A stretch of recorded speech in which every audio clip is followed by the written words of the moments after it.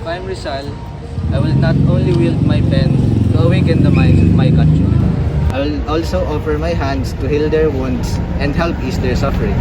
In the face of adversity, I will stand alongside unsung heroes like doctors, nurses, caregivers who helps heal the wounded and bring hope to the hopeless during the times of revolution.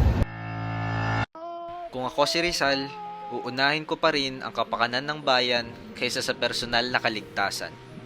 Ang tunay na pagmamahal sa bayan ay nangangailangan ng sakripisyo, tapang at matibay na paninindigan kahit ang kapalit nito ay ang sarili mong buhay. Consumatum est!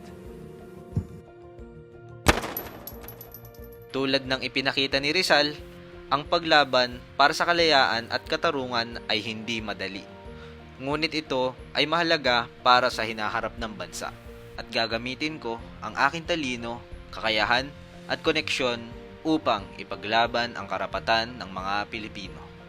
Hindi sa pamamagitan ng dahas, kundi sa mapayapang paraan gaya ng pagsulat ng nobela, sanaysay at artikulo na magbubukas ng kaisipan ng mga tao sa katotohanan at magpapalakas ng kanilang loob na ipaglaban ang kanilang karapatan.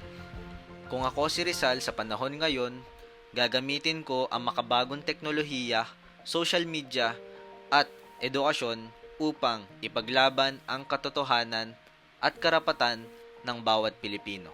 Patuloy kong ipapaalala ang kahalagahan ng pagkakaisa, pagmamahal sa bayan at responsibilidad ng bawat isa para sa ikabubuti ng lipunan. At ako po si Melvin John B. Fortuno na nagsasabi na tayong lahat ay may boses, kaya natin magsalita, kaya natin gumawa, magtulong-tulong tayo para tayo ay makawala.